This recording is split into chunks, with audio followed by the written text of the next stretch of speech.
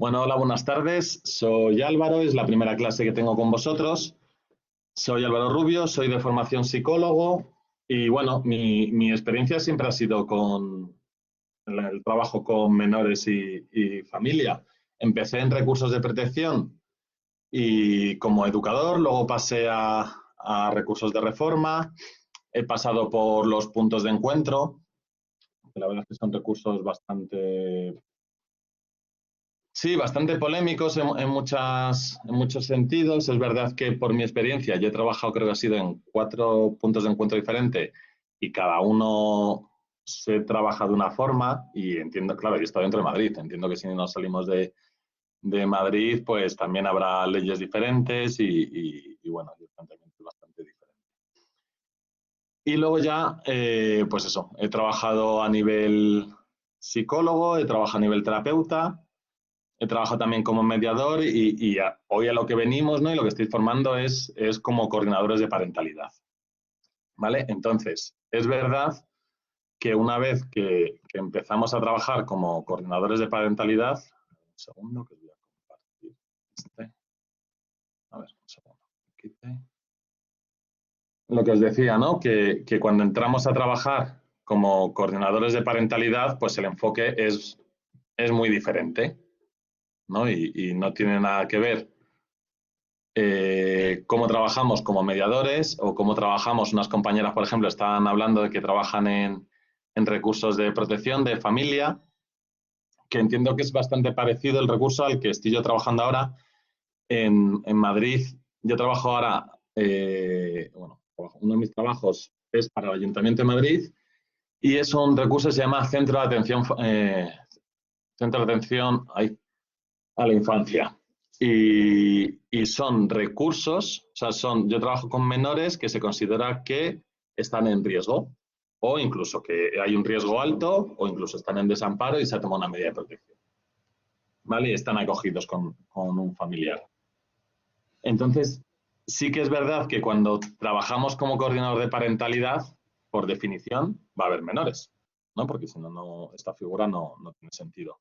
Entonces, vamos a trabajar esta semana, bueno, y la siguiente no, creo que hay un descanso de una semana, y el próximo día, hoy vamos a trabajar todo lo que tiene que ver más con familia, y la próxima semana terminaremos con más enfocado en los menores.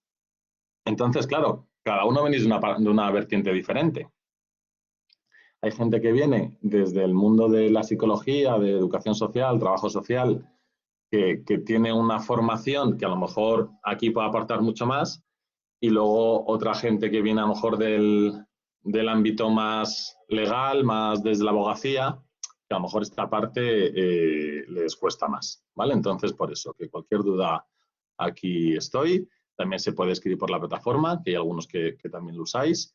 Y por cierto, y os pido una parte práctica que tiene que ver con esta clase y con la siguiente. Es verdad que lo solemos dar al revés. Bueno, lo solemos dar. Cuando diseñamos el proyecto, estaba Pablo Muriel, que es otro compañero psicólogo, que él tiene un ámbito más educativo, el mío es más terapéutico, y empezamos trabajando primero el menor y luego la familia, pero ahora últimamente lo estábamos haciendo al revés. Primero la familia y luego el menor. ¿Vale? Entonces, que sepáis eso, que la parte práctica, lo suyo es haber tenido las 2 clases. ¿Vale? Igual que el tipo TESA, no recuerdo si tenéis 2 o tenéis 1, creo que tenéis 1 solo. Y ya nos veremos luego en el módulo 8 iniciando las técnicas de intervención. ¿Vale? Ahora mismo, en lo que llevamos de curso, os han explicado lo que es la figura del coordinador parental, habéis trabajado todo el tema legal, lleváis un par de semanas trabajando pareja, ¿no? Con Santiago, y ahora la idea es trabajar sobre todo lo que tiene que ver con familia. Y la idea de hoy es que nos pongamos unas gafas especiales, ¿no? Vamos a empezar a trabajar desde el enfoque sistémico. Puede ser que algunos de vosotros ya tengáis formación en sistémica y bueno, la idea de hoy, estas 2 horas y con los apuntes que tenéis, es que tengáis por lo menos ciertas nociones de qué es el enfoque sistémico. Claro, cuando trabajamos desde el enfoque sistémico, no trabajamos con la persona, sino que trabajamos con el sistema, No entendemos, por ejemplo, supongamos el ejemplo de unos padres divorciados con hijos que están continuamente en conflicto y que nos llegan desde nuestra figura de coordinador de parentalidad. Claro, no nos fijamos en la madre como Pepita, que tiene unas características X, o Manolito, que tiene unas características Y, sino que lo que vamos a trabajar es con las relaciones que existen entre ellos. ¿Vale? Entonces vamos a trabajar ¿no? Desde el sistema, desde las relaciones y un poco con la idea de que toda familia es un sistema y como sistema es estable. Podemos pensar, joder, estas familias, perdón, que soy un poco mal hablado, estas familias están continuamente en conflicto, ¿no? Son del todo menos estable. Pues las familias que van a llegar a coordinador de parentalidad, ¿no? O familias que estéis trabajando con ellas de divorcio difícil o que precisamente os llegarán en el futuro como coordinadores de parentalidad, son familias precisamente que no han cambiado durante mucho tiempo y han tenido muchas oportunidades para cambiar y siguen ahí enganchadas en el conflicto, ¿vale? Y son familias con unas resistencias muy potentes. Por lo que trabajar, si ya tenéis experiencia, y estoy seguro que todos tenéis experiencia en divorcio difícil, son familias muy, muy costosas. O sea, incluso a nivel personal, a nivel personal me refiero que son familias que desgastan muchísimo y que es muy costoso trabajar con ellas. Y un poco la idea, bueno, que ya veremos más en el módulo 8, son muchas veces familias que están, decimos, congeladas, ¿vale? Están el conflicto congelado, puedes tener entrevistas con ellas que a lo mejor te narran episodios que han vivido y te los narran siempre de la misma forma y es como que está ahí congelado el momento y que no hay cambios. Entonces, ¿qué sucede? Que como coordinadores de parentalidad la idea es trabajar, o por lo menos el enfoque que os vamos a dar hoy, es la idea de trabajar con la familia como con una visión de sistema. Ponemos esta figura del móvil de los bebés porque nos gustaba mucho la idea de que aquí podríamos simular, ¿no?, una familia que si, por ejemplo, cortamos no sé, cogemos al osito y lo cortamos y desaparece, todo cambia y el equilibrio que hay tiene que modificarse, ¿no?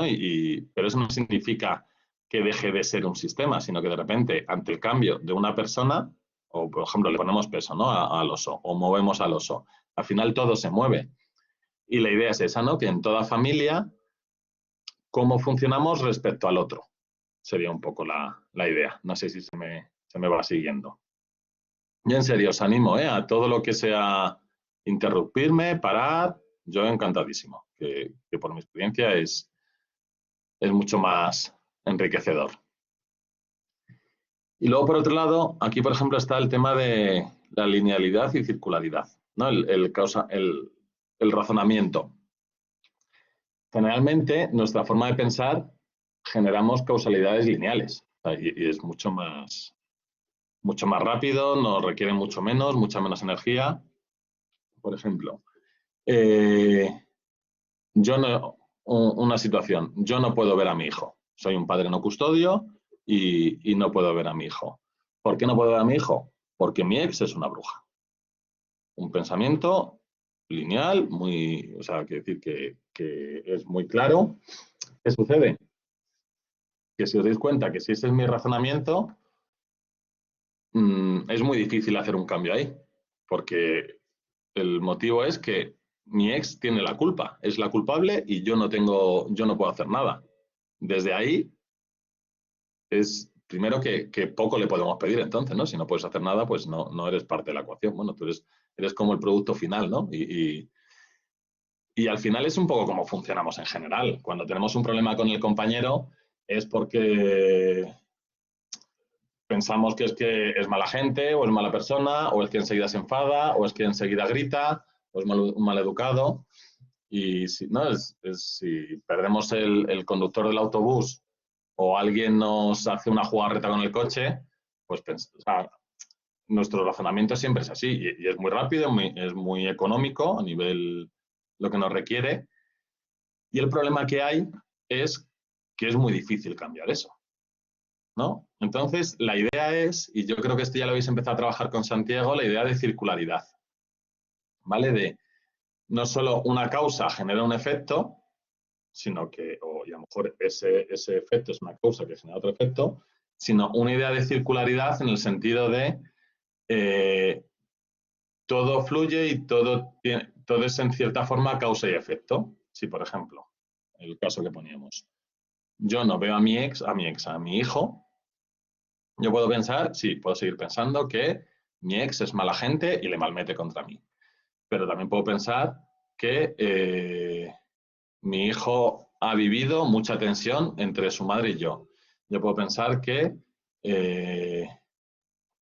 yo muchas veces no tenía buen vínculo con mi hijo, o me ha costado mucho, o que le he dedicado poco tiempo, o que cuando voy a verle cuando voy a buscarle a casa de la madre, voy siempre súper tenso y estoy siempre discutiendo con mi ex. Pues ya al final es una serie de cosas que ya ahí sobre ahí sí que puedo modificar. O sea, y si empezamos a pensar que las cosas no tienen una causa y un efecto claro, sino que al final son muchas cosas, desde ahí es más fácil hacer cambios. Y pensar que para estas familias son gente muy talibán de causa-efecto. Entonces, el que vayamos dándole una circularidad nos va a favorecer poder hacer cambios con estas familias que es, creedme, muy difícil.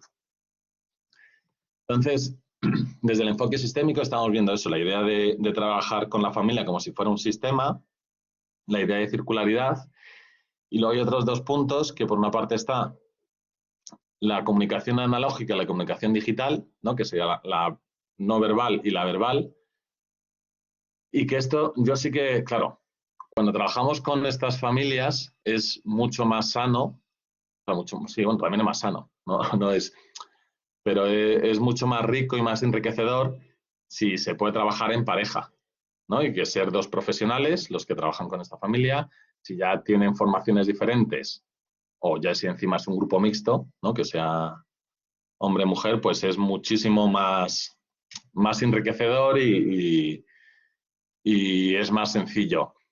¿Por qué saco este tema ahora también?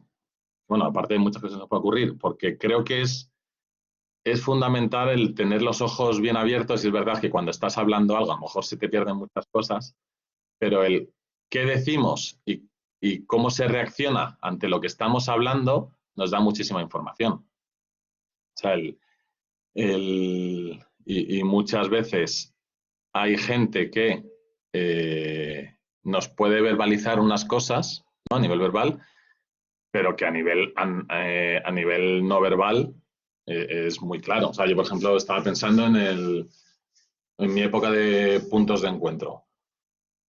Custodios que llegaban angustiados porque consideraban que no era bueno que su hijo se fuera con el no custodio y a nivel no verbal se veía muy claro, ¿no? Y tú podías ver cómo la familia, o sea, cómo la persona le decía, venga, vete con papá o con mamá.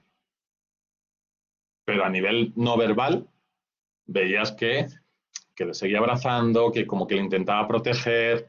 Muchas veces eso no es consciente. Y también tenemos que entender eso, ¿no? Muchas veces vamos pensando, cuando entramos a intervenir con estas familias, tenemos que observarnos mucho y tenemos que intentar no ponernos de parte, porque es muy sencillo ponerte de parte. Y ya ir pensando, claro, ves este custodio, si es que no quiere, no lo está favoreciendo, no tal. Ahora hay que hacer un trabajo previo. Claro, a lo mejor ese custodio llega muy ansioso, llega muy nervioso, lo vive como muy amenazante y eso se lo transmite al final al hijo o hija. Entonces sí que a lo mejor muchas veces hay que hacer un trabajo previo que desgraciadamente a veces no se hace porque no se puede, porque no se tiene en cuenta. Y entonces, claro, vosotros como coordinadores de parentalidad o cuando trabajéis en divorcio difícil desde otras perspectivas, es importante el irse dando cuenta de estas cosas. Y qué enloquecedor es transmitir una información verbal de una forma y no verbal de otra. O sea, esto me refiero respecto a los hijos, ¿no? Y cómo muchas veces si ya, bueno, ya lo veremos adelante, pero si no se puede metacomunicar, es decir, si en esa familia no se puede decir, pues mamá, me dices una cosa, pero me das a entender otra, muchas veces para los chicos es dañino. Y luego, por último, ¿no? En el enfoque sistémico, el otro cuarto pata que queríamos destacar, que seguramente otros profesores pueden sacar otras, pero bueno, nos parecen estos 4 puntos interesantes, era el tema de que cuando intervenimos en las relaciones tenemos que pensar que una familia es un sistema estable y la homeostasis es, el palabra es la tendencia que tiene todo sistema a mantenerse estable. Es lo que os decía antes, que podéis pensar. Pero esta familia, si está todo el día discutiendo, si siempre hay un nuevo lío, si siempre están denunciándose, no es estable. Claro, no es la sensación de estable desde lo zen, desde lo tranquilo, sino que dentro, si os dais cuenta, son familias que seguramente llevan denunciándose años y años, metidos en conflicto con todo el desgaste que tiene y siguen ahí. Y muchas veces incluso es cíclico, ¿no? Y hay con familias que dices, pero si es que en este punto ya hemos estado.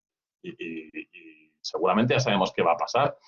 Entonces, son familias, la mayoría de las veces, de especial resistencia y que los cambios son muy difíciles. Y es importante que los tengáis en cuenta.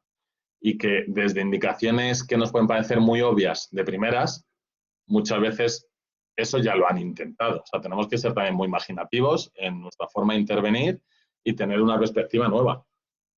Porque decir, yo sé, una familia que tenga problemas en los intercambios, decirles es que tenéis que hacer los intercambios de esta manera y ya está, no pasa, ¿no? Y si hay gente que trabaja en puntos de encuentro, muchas veces lo puede ver lo problemático que puede ser una cosa que parece muy sencilla.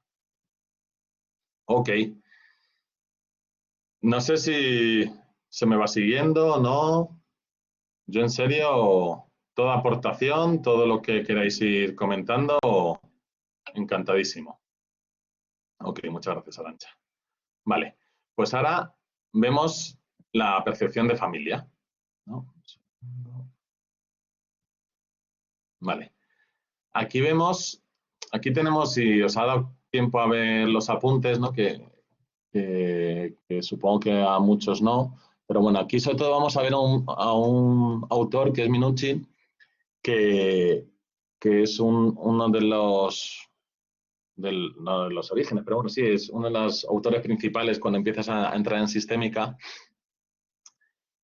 Y la idea que aporta Minuchin es que tiene estas dos funciones la familia, ¿no? Una función es apoyar la individuación, es decir, conseguir que yo como padre, mi hijo sea autónomo, ¿no? Y vaya cada vez siendo capaz de ser más autónomo y proporcionar un sentimiento de pertenencia.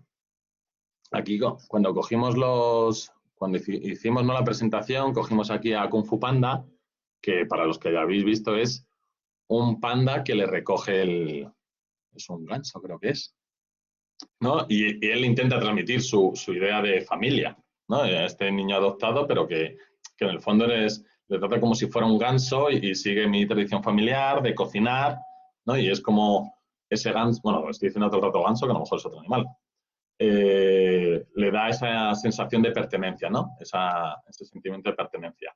Entonces, bueno, quedaos con estas ideas que una familia, como conceptos básicos, tiene que intentar favorecer, o debería intentar favorecer, una individuación de que el día de mañana seas un individuo autónomo y al mismo tiempo generar un sentimiento de pertenencia. Un poco, ¿no? Como en cierta forma tu familia dice cosas de ti. Por ejemplo, se ve mucho en las series. En series míticas, por ejemplo, Juego de Tronos, era, ¿no?, la importancia de la familia, así como dependiendo de tu familia tenías ya una serie de características otorgadas, ¿no? Y cómo se trabaja mucho. Vale, pues entonces, tenemos esos dos conceptos.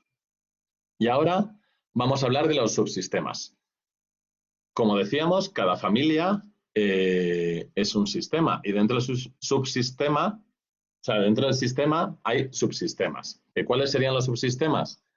Pues el primer subsistema sería la pareja, el subsistema conyugal, ¿no? Que empezaría cuando yo tengo una relación de pareja con alguien.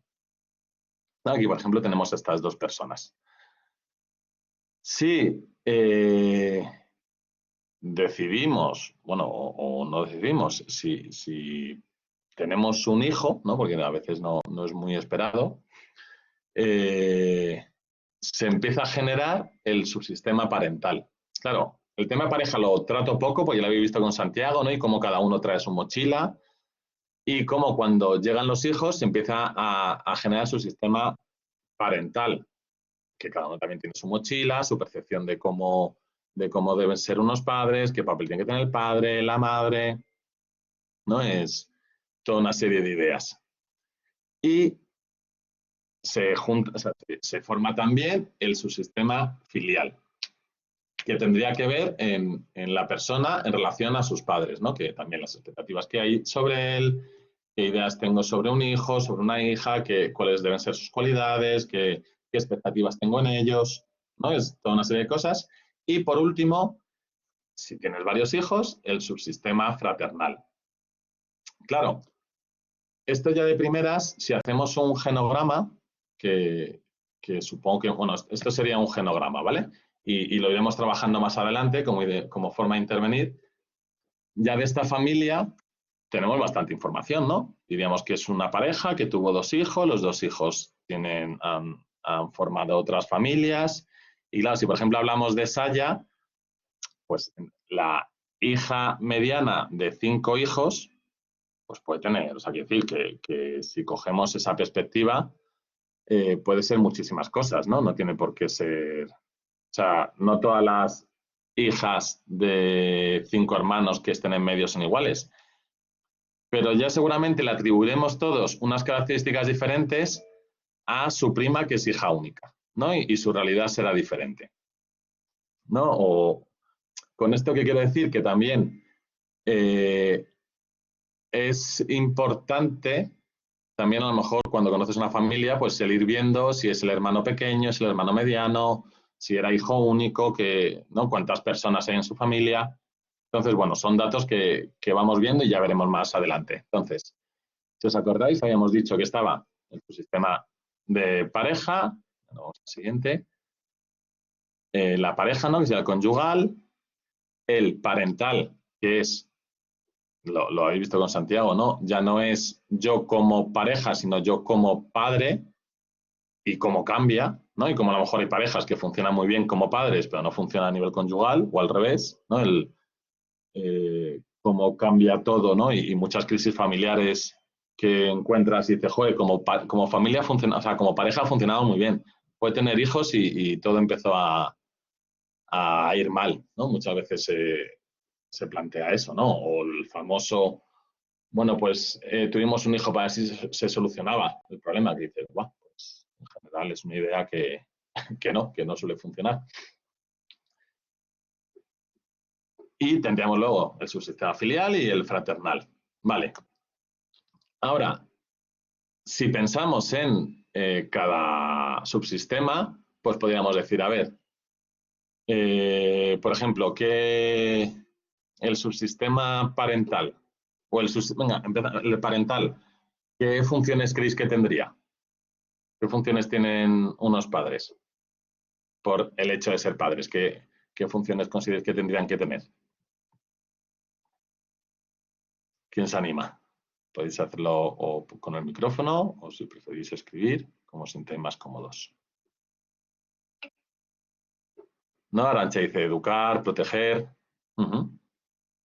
Ok. ¿Alguna aportación más? ¿Que se os ocurra que como padres, qué función tendría que cumplir?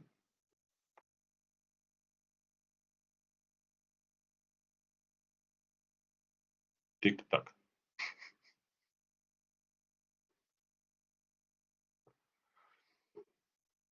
Bueno, vale, pues, por ejemplo, ¿no? Sí, yo creo que estaría todo el mundo bastante de acuerdo.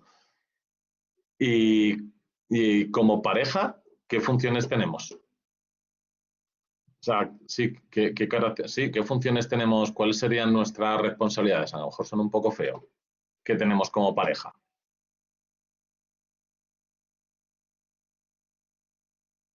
Respetar, acompañar. Muchísimas gracias, Arancha. claro, no son iguales, ¿no? A lo mejor sí que podríamos decir, o sea, sí que en realidad se podría hablar también de los hijos, ¿no? Pues el respetarles, el acompañarles, pero bueno, ya está. Judith dice pues, cosas parecidas, dice respetarnos, amarnos, ¿no? Y cómo es importante nuestra figura, o sea, cómo somos como pareja. Claro, por ejemplo, respecto a los hijos, ¿qué funciones creéis que podrían tener los hijos dentro de la familia?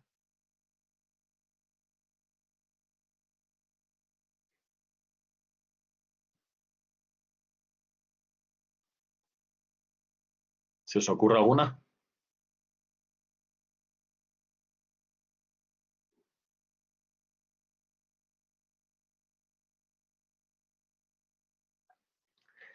Bueno, pues os digo yo opciones, ¿no? Pues a lo mejor un hijo, pues el cumplir ciertas normas. Mira, dice Judith, muchas gracias. Dice Judith, respeto mutuo, conexión, sí, ¿no? El respetar, lo que hablamos antes, ¿no? El ir teniendo responsabilidades. Como hermanos, pues también a lo mejor el cuidarnos, ya empezaríamos a tener ideas de el hermano mayor que cuide en cierta forma al hermano pequeño. Vale, pues esto al final sería como una organización, ¿no? O sea, y muchas veces se pone el ejemplo de una empresa. Pues al final, el director tiene que tener unas funciones, el repartidor otras, el que hace la publicidad otras, el contable otras. ¿Qué sucede? Que una familia como sistema pues puede tener unas, unos límites. Ya, Judy dice sobre lo de colaborar, contribuir, ¿no? Sobre los hijos. Perdón, sobre los hermanos. Eh, Si hablamos de los límites que hay entre estos subsistemas, tendríamos como tres opciones. Claro, estaría, por ejemplo, el subsistema, o sea, perdón, subsistema, el límite cerrado. Esto es cuando se podría definir como donde es fundamental tu posición, tu rol en la familia y es lo que te define claramente. Y la comunicación entre diferentes subsistemas es más unidireccional que bidireccional y sería la típica frase que podría representar me tienes que hacer caso porque soy tu padre y punto. Y como padre soy la autoridad. Que esto en principio podríamos estar de acuerdo, pero es más como el rango, ¿no? Es lo que me define y punto. Y no tengo que dar explicaciones, no tengo que hablar, no, soy el padre. Luego estaría el otro extremo, que serían los límites difusos. ¿Qué sucedería aquí? Pues que no están muy claras las posiciones, ¿no? Y entonces no hay una separación clara entre los diferentes subsistemas, con lo cual a lo mejor son padres que no ejercen muchas funciones de padres, que hay hijos que ejercen funciones que a lo mejor no les corresponden y son, ¿no? Pues ejemplos en este sentido. Eh, o sea, hijos que sienten que tienen que cuidar a sus padres, ¿vale? Eh, o, por ejemplo, eh, padres que no se responsabilizan de sus hijos y lo único, o sea, y son, perdón, ay, un segundo, voy a cerrar una cosa, es que tengo, perdona, que cierre esto y esto me va a estar haciendo ruido. Ya estoy con vosotros. Eso, o sea, y son, entonces, cuando de repente a lo mejor hay un cambio de roles o hay una parentalización de los hijos, ¿no? Y no sé, o abuelos, ¿no? Abuelos que ejercen como padres y les deslegitiman a los padres, ¿no? Y les ocupan su posición. Esto sería lo que estamos hablando de límites difusos. Entonces, y entre los límites cerrados y límites difusos, que serían como las dos caras del abanico, pues luego estarían los límites claros que llamamos, que en general, como en todo lo que hablamos, en el medio está la parte más funcional, más sana, que podríamos ver eso, que está claro cuál es el papel de cada uno, que a lo mejor hay mayor comunicación, se tiene en cuenta al otro, no se le define completamente desde su rol, sino que hay más aspectos a tener en cuenta. Entonces, claro, según esto, veríamos podemos ver que tenemos diferentes tipos de familias, ¿no? Y si viéramos estas dos partes, diríamos que, claro, estos serían como los dos extremos, ¿vale? Por una parte estaría el extremo de familias desligadas y por otra parte estaría el extremo de las familias aglutinadas. Las familias desligadas, pues serían las familias en las que los límites son cerrados. ¿Qué significa cómo son estas familias? Pues mira, son familias que se favorece demasiado esto, claro, es un abanico, ¿vale? Entonces me voy a poner como en un extremo. Familias en las que se fomenta demasiado la autonomía, donde enseguida no hay como una cohesión y por eso se dice que son familias expulsivas, son familias que cuando es muy disfuncional, pues los hijos salen demasiado pronto de casa, salen sin que se le haya permitido una madurez suficiente, entonces al final muchas veces se convierten en personas dependientes y es donde la sensación de unión en la familia es muy difusa y muchas veces lo que tienes es sentimientos de soledad, ¿no? Pues podríamos ver a lo mejor estas familias en las que cada persona está en su mundo, no hay cohesión. Yo esto, por ejemplo, me los imagino siempre familias que comen cada persona en su cuarto y cada una come en un sitio y no hay unión y no hay actividades conjuntas y cuando alguien tiene un problema, pues que él se lo apañe. Esto sería como un extremo. Y os ponía aquí dos ejemplos que para quien conozcáis. Hola, ¿sí? ¿Queréis decir algo? ¿Alguien? Bueno, os ponía el ejemplo que ahora mismo se me han ido los nombres, es de Big Bang Theory, ¿no? Que si conocéis la serie, se me han ido los nombres. Bueno, el de la izquierda, ¿no? Sería un ejemplo que se nos ocurre. Leonard y Howard. Muchas gracias. Muchísimas gracias. Pues Leonard, si los que conozcáis la serie, Leonard, los padres casi, o sea, bueno, es verdad que en Estados Unidos no siempre está es muy típico, ¿no? Cuando, por lo menos lo que salen en las series, en las películas. Perdón, que está dando unos golpes y me he desconcentrado. Leonard, su madre es una persona que es psiquiatra y más que un hijo ha tenido un experimento y siempre le trata con un distanciamiento como si fuera un usuario de un experimento. O sea, no le vive como un hijo. Y como por ejemplo cuando llega a casa él siempre lo vive con muchísimo rechazo y todo es como muy invasivo. Y luego tendríamos las familias aglutinadas. A Howard, que es el único miembro que al principio de la serie vive con su madre, no tiene ningún tipo de intimidad, cuando le llaman a él coge el teléfono a la madre. Y estas familias no serían lo que son las familias aglutinadas, que se las conoce muchas veces como familia piña. En estas familias, igual que la idea de antes, eran familias centrífugas expulsivas, la familia piña son la familia centrípeta, ¿no? Sería como hacia adentro. Aquí la falta de límites, cuando hablamos de límites, no hablamos de límites de le pongo límites a mis hijos, sino límites en el sentido de que no está claro cuál es como que todos estamos demasiado unidos y hay poco distanciamiento entre padres e hijos, por ejemplo. ¿Vale? Ejemplos que se me ocurren.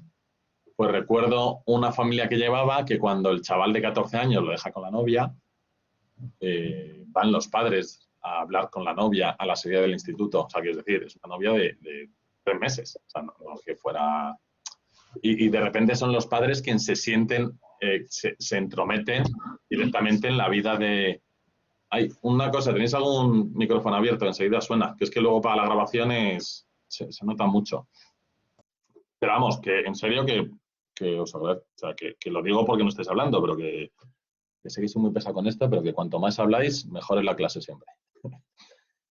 Que estas familias, por ejemplo, son cuando alguien tiene un problema, todos tenemos un problema. Claro, dificulta mucho la autonomía, porque son familias que es fácil que entren otros miembros a solucionar tus propios problemas. Y el sentimiento de pertenencia es muy fuerte, ¿no? Y igual que en los otros, estos serían los que siempre comen todos juntos, los que si nos vamos de vacaciones nos vamos todos juntos, los que si de repente estamos de viaje y alguien se va solo, se vive como un ¿por qué te vas? ¿No? Se limita y se dificulta la autonomía.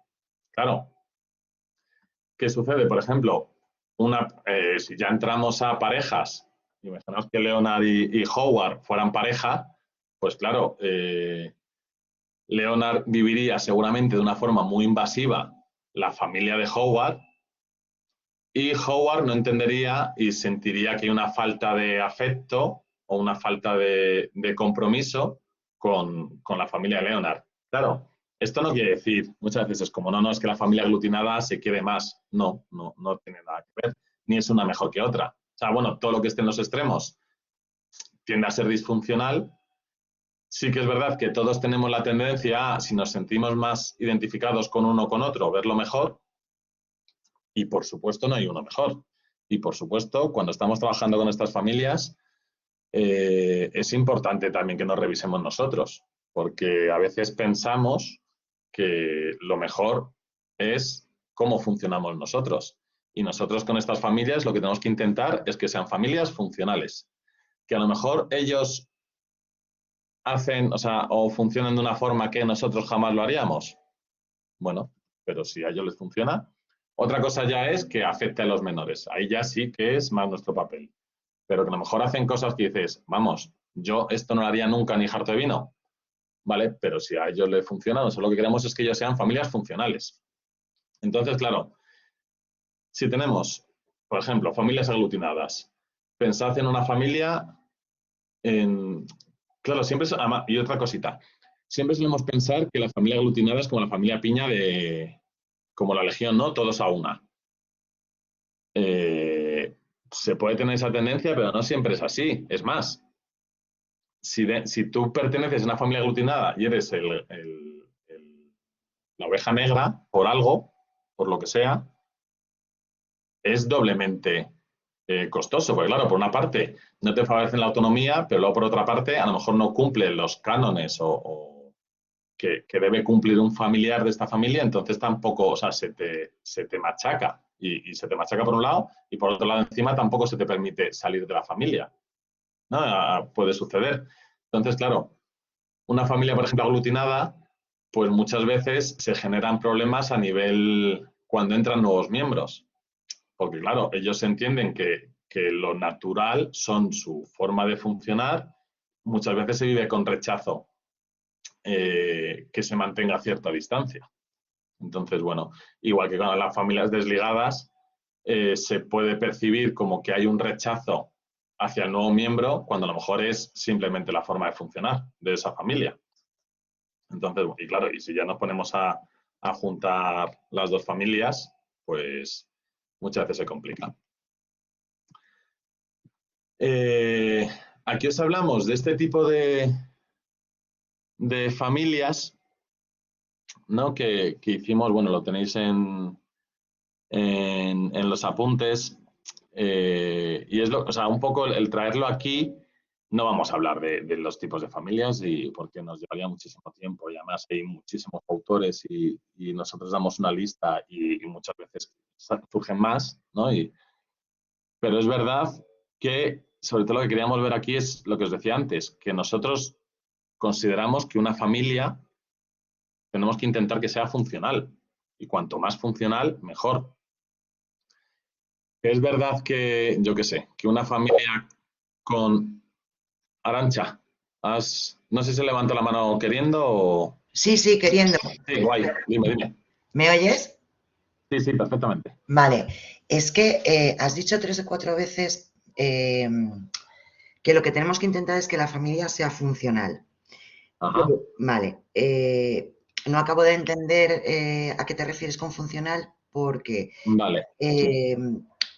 desde mi punto de vista, pensando en lo que para mí puede ser, que mi sistema, lo que es funcional es lo que hay, y para mí eso es lo habitual ¿Mm? o lo normal o lo que debería ser, pero luego me encuentro pues que me voy a otra familia o entro en otra familia, veo que es totalmente contraria a la mía, pero luego el tran del día a día dices, pues bueno, es que para mí esto era totalmente lo que tú has dicho, o sea, ni jarta de vino, pero luego resulta que a la larga ves que esa familia que para mí era disfuncional, a la larga veo que funciona mejor que la mía.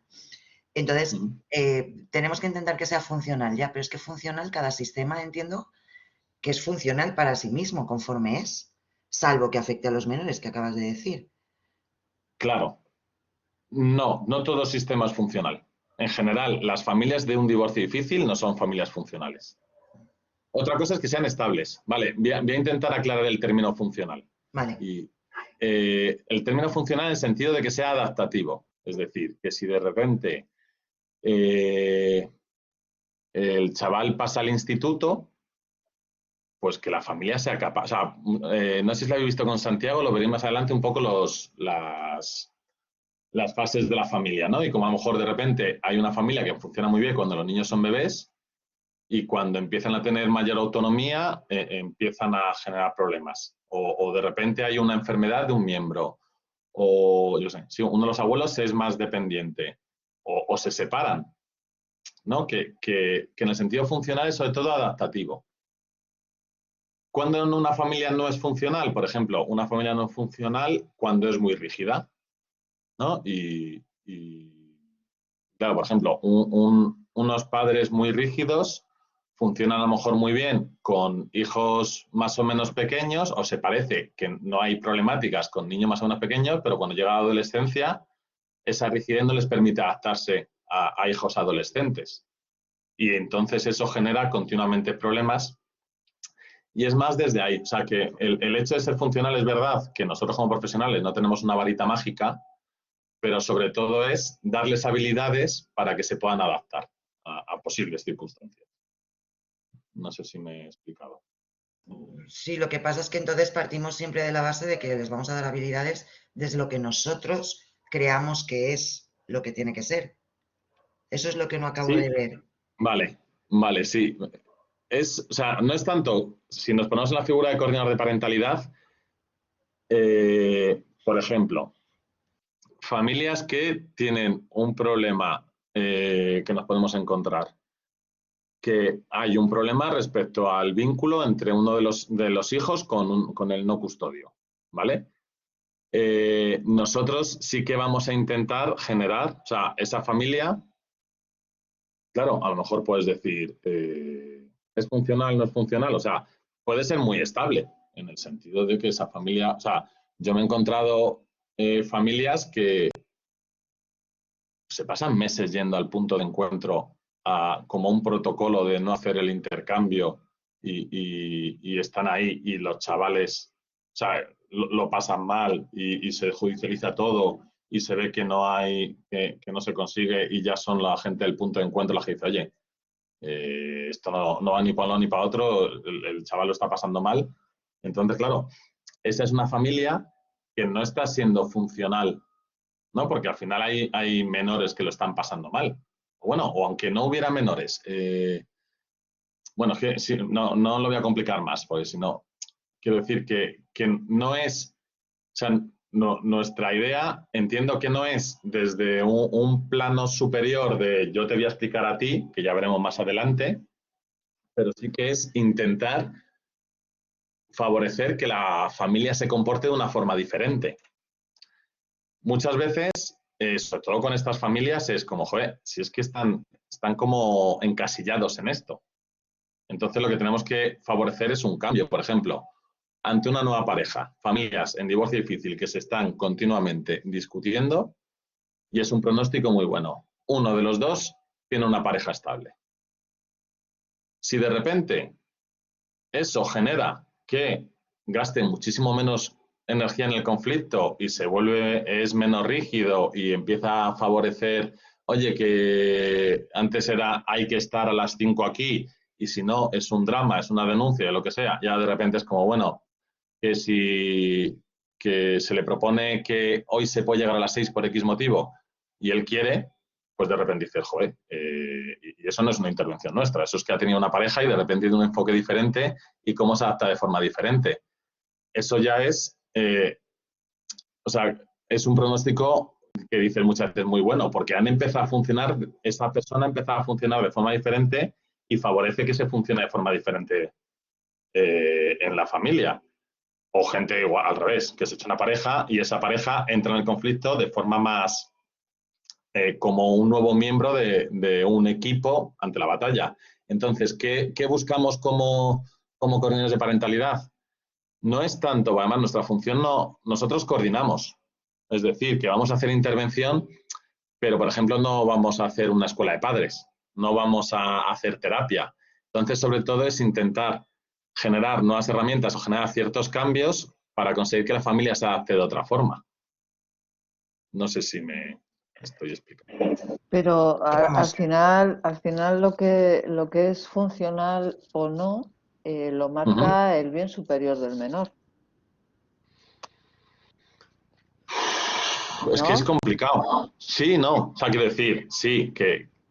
Quiero decir, Pero es una que claro, familia es funcional si puede atender en todas las necesidades de los hijos y de las hijas, independientemente de su separación.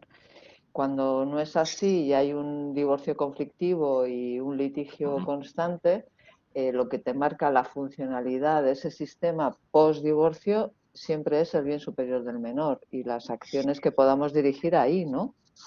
claro, o sea, pero sí, y por ejemplo, que os decía antes, que estas familias, o sea, lo que vamos a buscar, o sea, una de las cosas que vemos luego en el punto 8, en el módulo 8 que veis conmigo también, es tener siempre la mirada en el menor, ¿vale? Y al final es cómo le afecta esto al chaval. Y en realidad, en estas familias perdemos ese punto de vista, porque con quien trabajamos muchas veces es con los progenitores y entramos en el conflicto y dejamos de ver a los chavales. Entonces es, ¿qué cambio podemos hacer para que esto beneficie al menor? ¿Vale? Es verdad que muchas veces vamos a llegar a un punto que dices, bueno, o sea, que son parejas muy difíciles, son parejas, sí, son parejas, porque aunque lo hayan roto, son parejas muy difíciles y que los cambios van a ser muy complicados. También cambia muchísimo desde donde trabajes, ¿vale? Pues, por ejemplo, si vuestros servicios encontráis este tipo de familias y llegan porque se considera que los menores están en riesgo por la misma conflictividad, porque no son capaces los padres de cubrir las necesidades, generar esos cambios muchas veces es complicado porque al final dices, pues eso, que quieran entrar son personas que les va a costar entrar en la forma de intervenir, porque muchas veces ellos no tienen ningún tipo de problema. De ahí también hablamos de la circularidad, conseguir que ellos no tengan, o sea, el romper su discurso, que ya iremos viendo cómo podemos hacer y que se planteen las formas para cómo hacerlo de otra forma. Entonces, ¿qué es lo más funcional? Sobre todo es, sí que hay una cosa aquí a priori, que beneficie a los chicos. Que sea todo lo bueno posible, pues bueno, es verdad que luego muchas veces, dentro de las familias que tenemos, es muy complicado. Dinos, Juan Francisco. Igual lo de funcionalidad podría ser, para que haya, es decir, en los sistémicos siempre lo importante es que haya movimientos. Y a veces lo importante también en familias muy atascadas es, para ayudar que haya movimientos, primero, ayudarles a poner el foco de su atención en los menores y de ahí que recuperen la capacidad de decidir entre un montón de alternativas que se les puede dar o que pueden tener en sus manos para que cambien de posición, pero siempre con el foco en la atención a los menores. Sí, eso es un poco lo que lo ha explicado muy bien Juan Francisco, y ahí lo veremos en el punto 8, cómo tenemos que conseguir en la intervención con ellos que se sientan padres, no expareja. Porque muchas veces esta gente, ¿no? estas familias, lo que siguen siendo es mucho más expareja en el conflicto que padres. Entonces tenemos que conseguir que enganche con el vínculo con sus hijos, no tanto el sentirse. Lo que pasa es que, claro, muchos de estos perfiles lo que vienen es contra su expareja y en el momento en el que llegan a ti es para que tú les des la razón en lo malo que es la expareja, ¿vale? Entonces, sobre todo, el hecho de funcionalidad sí que creo que a lo mejor tiene más sentido el que sean adaptativos y que hagan ciertos cambios por el beneficio del menor. O sea, eso está claro, porque si nuestra figura y nuestra mirada tiene que estar en los menores. Si no, no. O sea, un coordinador de parentalidad sin hijos, no. Bueno, ya que el propio nombre lo indica, no tiene sentido.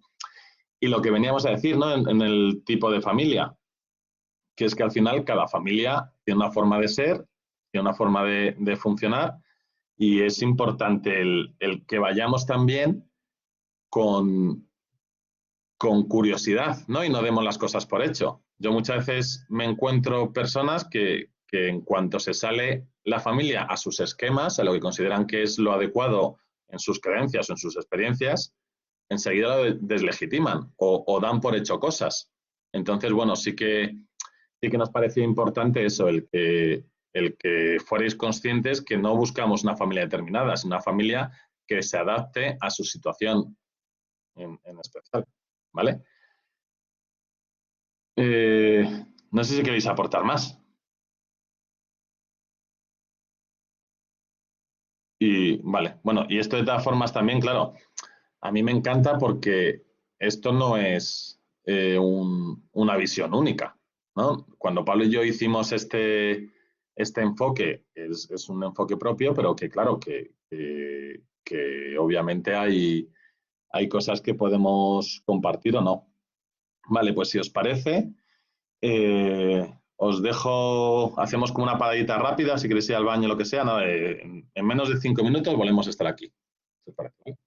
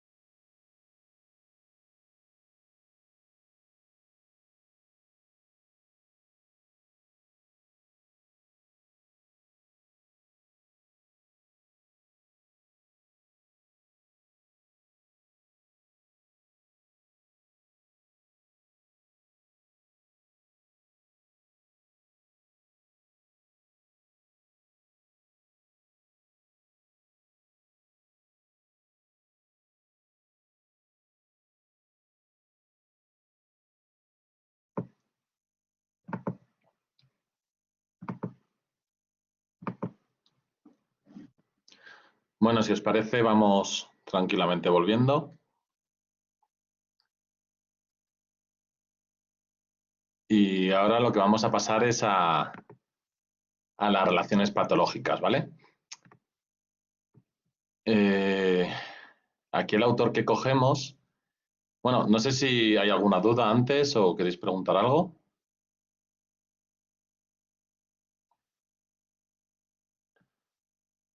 Ok, bueno. Hablamos de las... Vamos a hablar ahora de las relaciones patológicas. Cuando hablamos de las relaciones patológicas, serían como los tipos de relaciones que se generan, ¿no? Tipos de relaciones que se generan que no son beneficiosas para las personas. Entonces, bueno, aquí por una parte hablaríamos, cogemos a Ríos González, ¿no? que hace habla sobre las reglas familiares. Si pensamos en todo grupo, hay unas normas. Lo podemos tener más o menos claro, pero si pensamos en nuestra familia, en nuestro grupo de amigos, en el trabajo, hay una serie de normas. Entonces, podríamos ver que hay tres tipos de normas. Por una parte estarían las normas explícitas, que se verbalizan y son reconocidas por todos, ¿no? Y los ejemplos que ponemos aquí. Si llegas tarde, llama. O no le puedes gritar a tus padres. O cuando entras en casa te tienes que descalzar. Claro, estas son normas que luego se pueden cumplir o no, pero que si tú le planteas, o se puede estar de acuerdo o no. A lo mejor tú puedes decir a un chaval, pues es que, ¿por qué me toca, no sé, ¿por qué no puedo gritar a mis padres si ellos me gritan siempre? Pero bueno, una norma que hay en tu casa es que no se puede gritar, ¿no? O que los hijos no pueden gritar a los padres. Y estas normas serían como reconocidas por todos. Luego estarían las normas implícitas, que esto ya serían normas que no se verbalizan, pero que si los trabajamos con las personas, sí que son reconocidas. Por ejemplo, los ejemplos que ponemos es, si mi hijo se pone malo, soy yo quien se queda en casa. Por lo que sea, porque considero que yo me preocupo más, o porque en el trabajo lo tengo más sencillo, o porque puedo teletrabajar. Y a lo mejor son cosas que no se hablan mucho en la pareja, pero si tú le preguntas a cualquier parte de la pareja, dice, no, se queda él o se queda ella. Claro, si esto fuera algo negociado y hablado y tal, pues ya serían normas explícitas, ¿vale? Un poco la diferencia. O yo que sé, por ejemplo, pues las navidades se pasan juntos, ¿no? Por ejemplo, una familia aglutinada. Yo sé que si estas navidades, en vez de estar con mi familia o con mi pareja, me voy de viaje, o con la familia de pareja, mi pareja y yo nos vamos de viaje, me estoy saltando una norma en mi casa. Nadie me va a decir no puedes hacer eso, pero seguramente voy a recibir comentarios de ese tipo. Y luego, por último, estarían las normas secretas. Son normas que no son reconocidas por la familia, son disfuncionales y son difíciles de afrontar. Claro, en nuestra intervención con la familia, el que nosotros les confrontemos con esto, no vamos a conseguir nada. Para conseguir ya algo tendría que ser desde un punto de vista seguramente con una vinculación y en un aspecto ya que sobrepasa a lo mejor lo que sería más una intervención a nivel pues como mediador o como coordinador de parentalidad, ¿no? A lo mejor ya tendría que ser a un nivel más terapéutico, ¿no? Donde el vínculo es diferente. Pero bueno, ¿para qué nos sirve? Conocerlo. No es tanto como para confrontar, sino para entender qué sucede, ¿no? Por ejemplo, ejemplos que ponemos. Una familia que no muestra los sentimientos. Y si tú estás en reunión con ellos y les explicas que, claro, es que en esta familia se penaliza el que alguien llore, pues si es una norma, o sea, si es una norma secreta, pues la familia se va a revolver. No, no, no, aquí puede llorar todo el mundo. Aquí, ¿qué pasa? No, pues llora aquí, puede llorar. Si no se llora, pues a lo mejor es que no sale. Es que a lo mejor es una tontería lo que dices que hay que llorar. Y es como que se rebelan ante eso y lo que van a generar son resistencias. Que esto si fuera una norma implícita a lo mejor, sí que hablando con ellos, sí que podrían defender el... Bueno, es que es verdad, es que a nosotros no nos gusta llorar, creemos que esto no es bueno, ¿no? Y te lo pueden defender. Otra cosa es cuando se rebelan contra eso y no pueden aceptar que esa norma existe. Otro ejemplo que ponemos es, las hijas son quienes han de cuidar a los padres, ¿no? Y a lo mejor tú ves que se prima a otros hijos y a lo mejor al varón se le prima sobre la mujer y igual, ¿no? Si tú se lo destacas o si alguien dentro de la familia empieza, una hija quiere tener una carrera profesional, quiere desvincularse del cuidado de sus padres, ¿cómo se puede atacar? No desde el hecho de, o sea, porque si es tu deber, pues tú puedes pensar, qué familia más machista. Pero es más sano, o sea, si dicen, no, es que tú como mujer lo que debes hacer es eso, en este sentido, dentro de que es machista y es injusto, es más fácil de trabajar porque se puede hablar sobre eso. En cambio, lo que es muy perturbador y no lo hace mucho más disfuncional es cuando la familia no acepta que eso está sucediendo. ¿Vale? Yo recuerdo, en el último ejemplo que ponemos, yo recuerdo con una familia que lo que os ponemos es, nosotros somos así, no vamos a cambiar. Pues mira, esta es una familia, por ejemplo, que entro a intervenir con la hermana pequeña desde un recurso de familia, absentista, fumadora de porros, y como muy pequeña, tendría 14 años o algo así. Y el padre, por ejemplo, cuando iba al instituto, le decía en el colegio que, claro, que a su hija la tienen que dar permiso para salir a fumar. Y que, bueno, y que si se fuma un porro, pues que quién no se fuma un porro, ¿no? Y al final, como cuando la chavala tenía ganas de hacer ciertos cambios, como la familia la boicoteaba y era un poco al final de... O sea, y un poco la sensación que tenías desde fuera es, no puedes romper estas normas, o sea, nosotros somos así y no te salgas de...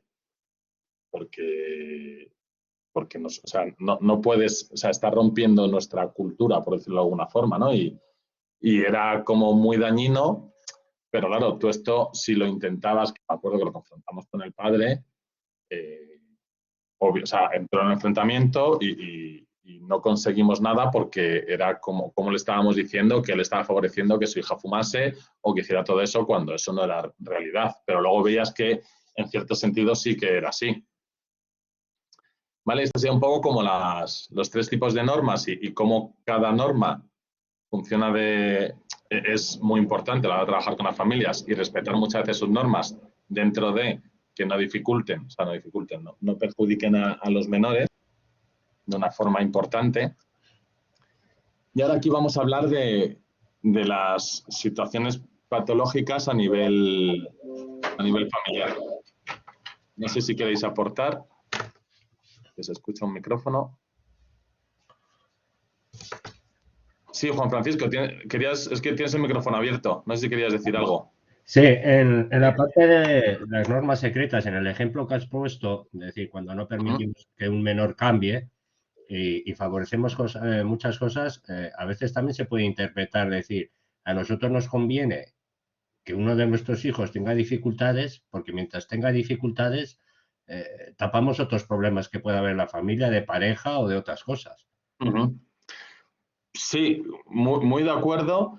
Y además ahora vamos a entrar en eso y cómo el que haya un conflicto, ¿no? Y, bueno, no sé si lo hemos estado comentando, claro, al final el enfoque sistémico muchas veces no es tanto el por qué se da este problema, sino para qué, ¿no? ¿Para qué sirve que esté este problema?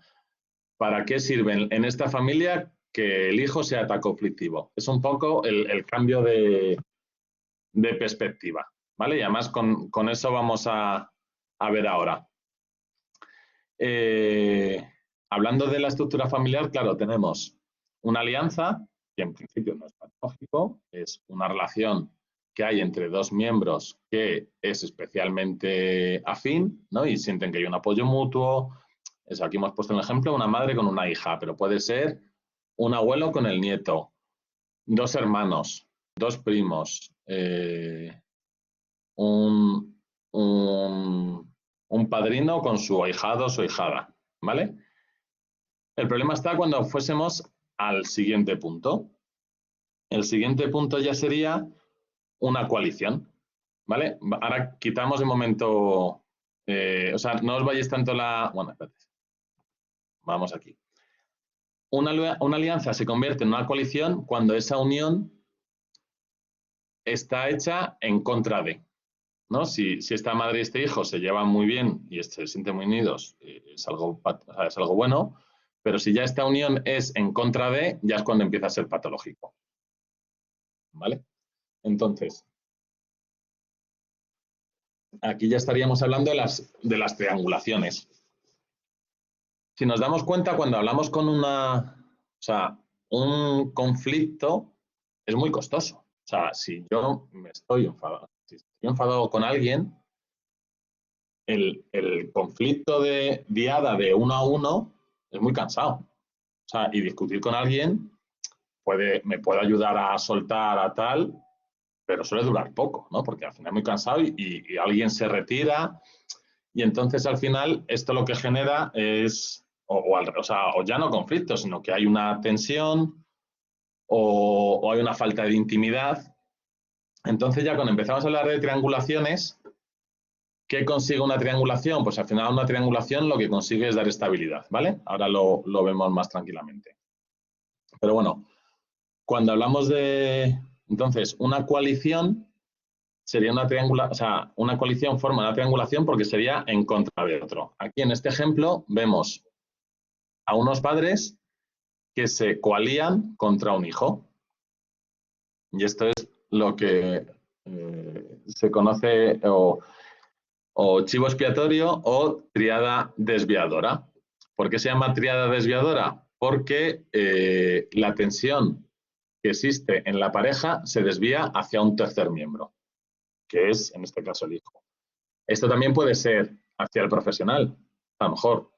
Y ya os adelanto y lo habréis vivido que suele pasar. O sea, según entráis vosotros a formar parte de este sistema, ¿no? Y en cierta forma, cuando empezamos a intervenir, sobre todo en divorcio difícil, formamos parte de este sistema, nos buscan triangular.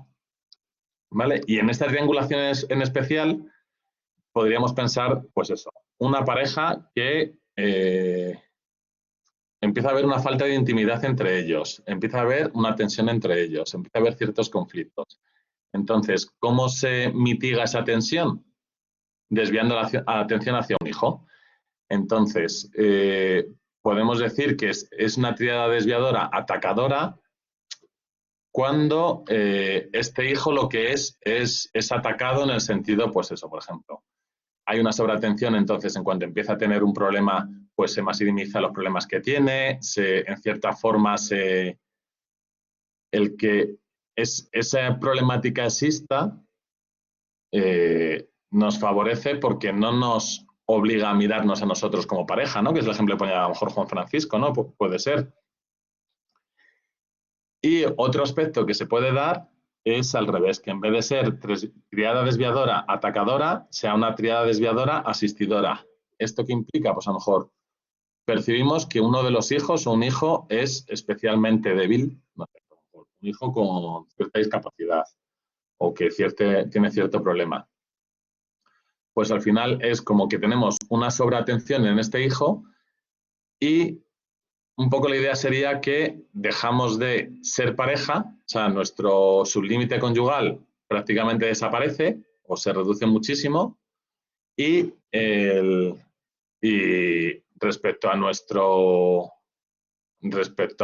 hijo hay una sobreatención. No sé si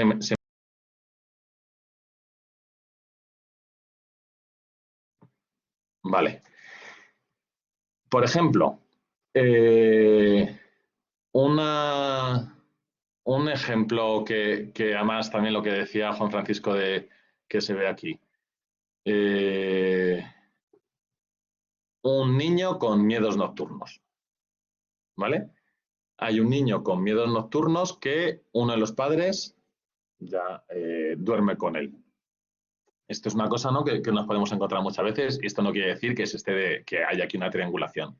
Pero sí que a lo mejor, si vemos que está muy, muy continuado en el tiempo, no, esto no suele suceder de una forma muy consciente, pero a lo mejor el que un miembro de la pareja duerma con normalidad o sea, con regularidad con uno de los hijos, pues puede ser que esté desviando la atención sobre ese problema, porque lo que favorece es que yo no tenga que tener ese momento de intimidad con mi pareja, ¿no? Y a lo mejor en vez de, claro, ¿qué función tiene ahí el miedo del hijo? El que, claro, yo como padre digo, no, hombre, es que mi hijo tiene mucho miedo y a mí no me importa y duermo con él. Y así o sea, y entonces, ¿qué sucede? Que si el hijo deja de tener esos miedos y yo me tengo que volver a la cama, estoy desviando esa falta a lo mejor de intimidad que quiero tener en la problemática de mi hijo. Entonces, bueno, esto muchas veces no se realiza de una forma a lo mejor muy consciente, pero son aspectos que vamos viendo que dificultan el cambio, ¿no? Porque a lo mejor decimos, pues eso, al final el niño duerma con el padre o con la madre no tiene por qué implicar un problema, pero sí que según va creciendo, lo favorable es que el chaval tenga una intimidad y que encima, claro, si él crece y se empieza a tener esa independencia y pide esa independencia, no, o sea, el que el padre o la madre siga durmiendo con el hijo se vive desde, claro, es que él no sabe dormir solo, no es porque, oye, yo no quiero dormir con mi pareja, ¿vale? No sé si se va viendo. Y luego en segundo aspecto, otro tipo, o sea, otra triangulación típica, que esta más es muy típica en divorcio difícil, es cuando uno de los miembros, o sea, cuando la coalición es entre diferentes subsistemas. En este ejemplo, por ejemplo, sea una madre y una hija contra el padre. Claro, aquí si os fijáis ya el límite que tendría que tener entre el subsistema parental y el filial se rompe, ¿no?, con esta coalición. Y lo que favorece muchas veces es, claro, pues todo tipo de conflicto de lealtades, favorece todo tipo de cambio de roles. Y esto también muchas veces vamos como policías, ¿no? Y tú ves este esquema y dices, claro, ¿quién es el culpable? La madre. La madre está mal metiendo, está provocando y lo que tenemos que hacer es separar a esta madre de esta hija y es como, no, a ver, vamos despacio, ¿vale? Que no somos justicieros. Ya de primeras, ahí lo que estamos teniendo es una visión lineal, ¿no? Si os acordáis cuando hablamos del razonamiento, es como, no, a ver, aquí primero todos son responsables, especialmente el padre y la madre, ¿no? Que son los que han favorecido esta relación. Claro, luego, hay casos y casos, pero en general esta coalición no se realiza de una forma plenamente consciente. O bueno, sí, depende mucho, ¿vale? Pero que muchas veces aquí lo que se habla es a nivel ético, no, la madre le está haciendo mal, pobrecito padre, ya está todo muy claro. O no, yo qué sé, vamos a pensar que hay violencia de género. Pues a lo mejor ya vemos más normal que esta madre se alíe con esta hija. Que no es sano porque al final a lo mejor no se tiene que, ya empieza a ver ahí un poco que la madre se apoya en exceso en la hija y tal, y para la menor no es del todo sano, pero ya a lo mejor lo vemos diferente, ¿vale? Entonces, sí que es verdad que las triangulaciones en este sentido son mucho más típicas en el divorcio difícil, es verdad que es difícil intervenir en este sentido, y es verdad que en general es más dañino esta situación que la anterior, ¿no? Pero bueno, no, el plano y depende de los grados también. Y este va a ser el ejemplo claro, o sea, el ejemplo claro no, pero es una cosa muy típica que nos vienen diciendo, claro, es que esta menor está triangulada. Y cómo intervenir ahí es complicado y es una de las cosas típicas del punto de encuentro.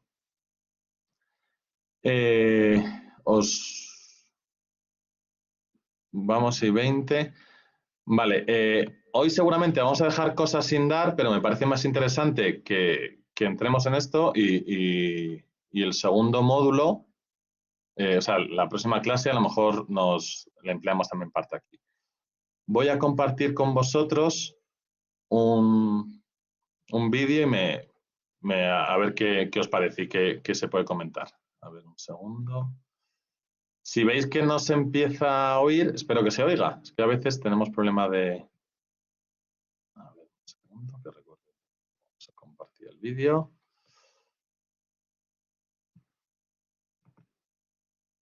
Aquí. Vale, compartir. Ahí, segundo. Compartir. Aquí, pantalla.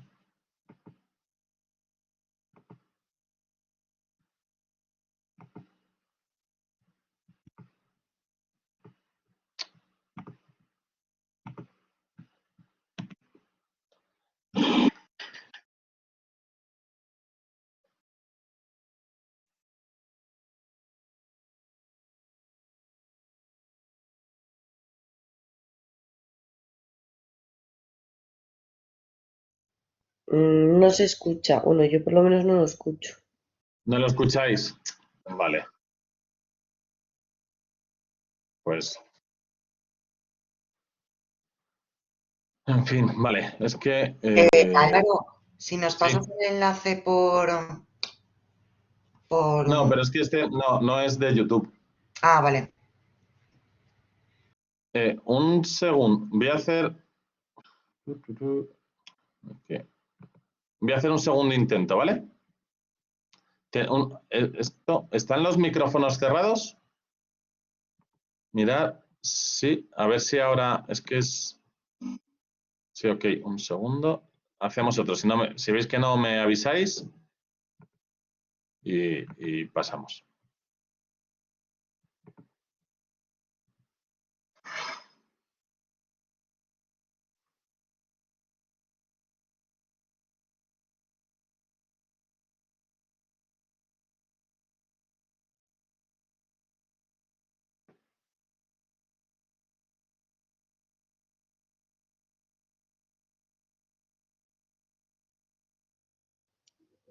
Sigue sin escucharse, yo por lo menos. Nada, pues nada, perdonad. Nada, un segundo. ¿No escucháis? Claro, no escucháis nada. En fin. Compartir. Vale, pues lo miro cómo lo hago para la próxima clase y hacemos el... A ver.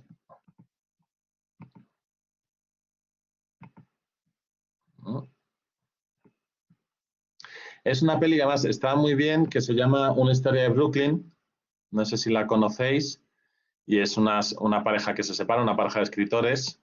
O sea, aparte que trabaja, me gusta mucho cómo enfoca el tema de la pareja. Está bien la película. No es una profesional, sino que es una buena peli. Vale, entonces, más adelante veremos, pero que seáis conscientes que estas triangulaciones son, o sea, el estar triangulado es algo que sucede mucho en estas familias y que además hablábamos antes, ¿no? De la funcionalidad o no.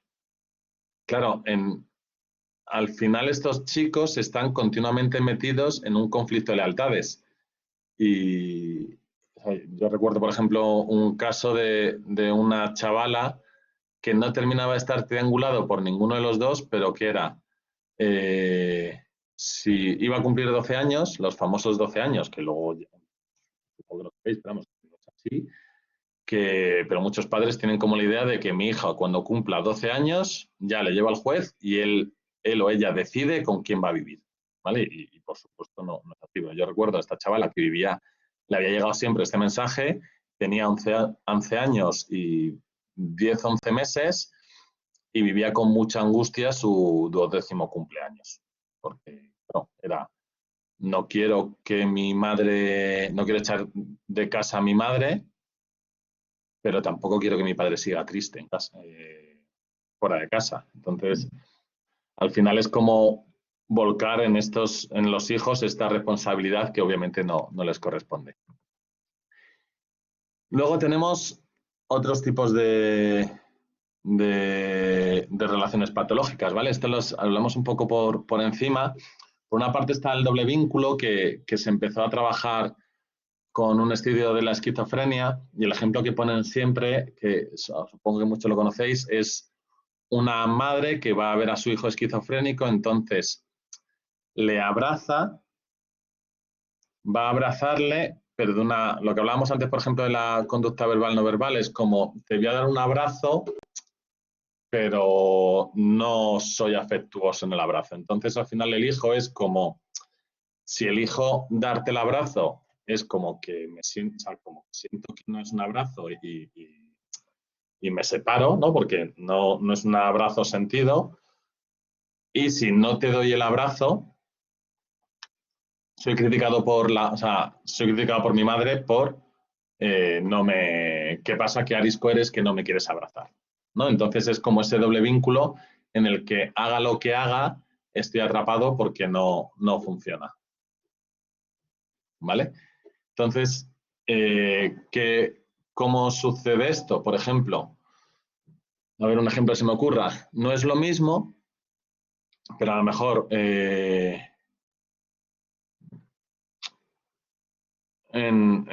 que estaba pensando en una familia con la que trabajábamos, ¿no? Que la hermana mayor, que había tenido muchos conflictos con la hija, es que me ha recordado porque decía, claro, es que no sé qué hacer, porque si animo a mi hermano a que estudie con su madre o con una madre muy invasiva, si le digo que pase de todo, le van a castigar y se va y se va a quedar sin salir. Pero si le animo a que estudie con mamá, al final sé que esta mamá es como muy ansiosa, muy invasiva y va a terminar, y van a terminar discutiendo y le van a castigar, ¿no? Es un poco esa sensación de haga lo que haga, estoy vendido. Ese sería un poco el doble vínculo, que es verdad que tiene que ver sobre todo más con un ámbito terapéutico, pero bueno, me parece una figura interesante que podéis leer en los apuntes, que está explicado más tranquilamente y me parece buena. Luego estaría la incongruencia jerárquica, que tiene que ver cuando son figuras. Bueno, y claro, por ejemplo, y en el doble vínculo, perdón, lo que no se puede es hablar sobre lo que está pasando, ¿no? Metacomunicarse, ¿no? Si yo a mi madre le digo del abrazo, ¿no? El ejemplo del abrazo es como, si ella me recrimina que me abrace o hace un gesto como que no la abrazo, como que no está permitido que yo le diga, mamá, es que no eres clara en el abrazo, ¿no? Me generas esa ambivalencia, porque así sí que se podría romper el doble vínculo, ¿no? O ese niño que podría decir, mamá, es que siempre que trabajo contigo terminamos discutiendo porque me pones nervioso. No, a lo mejor desde ahí sí que podría romper y generar otra situación. En la incongruencia jerárquica es una relación, muchas veces es de pareja o tiene que ver con el padres e hijos, en los que podríamos entender que hay una parte sana y otra parte que es considerada insana. Por ejemplo, un tema de consumo. Podríamos decir, claro, está un hijo alcohólico y un padre muy preocupado por su hijo. Entonces, de primeras tú dirías, este papá es el poderoso, ¿no? Al final es el sano, el que puede ayudar y es el que tiene el poder respecto al hijo. Pero claro, si tenemos en cuenta su rol de cuidador, la sensación de poder puede cambiar, porque claro, ahí es el hijo el que tiene el poder de dejarse o no dejarse ayudar. Y si el padre lo vive como un fracaso, o el hijo vive como un ataque, o sea, que puede atacar a su padre consumiendo, al final es como que hay esa ambivalencia en el poder en el que están atrapados, ¿no? Porque son poderosos y no poderosos en la misma relación. Esto, por ejemplo, hago terapia a nivel privado, a nivel... O sea, bueno, que lo que quiero decir es, y uno de los objetivos que trabajo siempre, que trabajo con chavales adolescentes, es que perciban a la terapia como algo suyo. Porque si la terapia la perciben como padres, o sea, como padres, como algo que es de sus padres, es un arma, ¿no? Y si de repente tengo un conflicto o me has castigado, pues ya no voy a terapia. Y al final, ellos entonces, en ese tener que ser ayudados, son poderosos. Y los padres muchas veces se quedan ahí atrapados porque es como, tienes tú el poder para que yo te ayude, ¿no? Y al final es una relación, ¿no?, que hablábamos, bastante tóxica. Y por último, la parentalización, que veíamos en otros, o sea, que hemos visto ejemplos, tendría que ver sobre todo con esas familias en las que los hijos tienen funciones que les correspondían a los padres. Ejemplos típicos, y esto además se ve muchas veces en divorcio difícil, chavales que están preocupados porque sus padres no discutan, o que pasa a veces con temas de consumo, o sea, padres que tienen problemas de consumo o de salud mental, que son los hijos los que sienten que tienen que cuidar a los padres, ¿no? O este ejemplo que os he puesto antes de esta niña, que sentía que tenía que cuidar a su papá, que estaba muy triste, porque se habían separado y estaba solo, ¿no? Y al final es una relación que los niños muchas veces ni siquiera son capaces de verbalizar y llevan como una mochila encima. Y es verdad que, claro, que al final es dañino para ellos y no es tan raro encontrar estas parentalizaciones. Ok. Vale, ahora ya entraríamos en esta última media hora en lo que es los hijos ante la separación. Os voy a poner un vídeo que, bueno, es en YouTube, no sé si se va a escuchar o no, pero como está en inglés, está en subtitulado. De todas formas, mira, os voy a pasar el enlace, ¿vale? Si este se llama Los hijos, el hijo del divorcio, creo que se llama. Si queréis irlo viendo vosotros, o bueno, yo lo voy a poner aquí para ver si se graba, pero a lo mejor como están los subtítulos, a malas, lo tenéis ahí. Y en los comentarios lo tenéis. Pues os lo pongo a ver si con suerte esta vez se oye.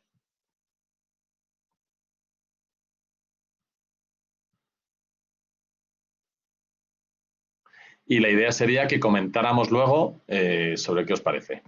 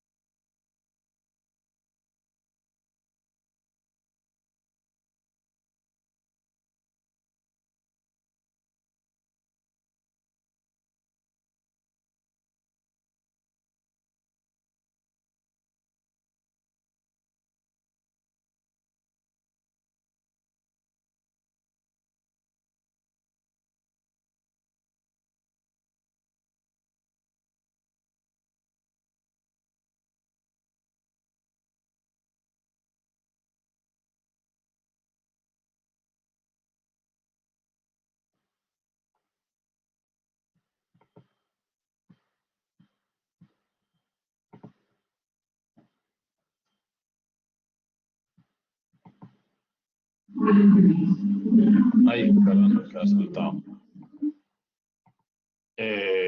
¿Se ha escuchado?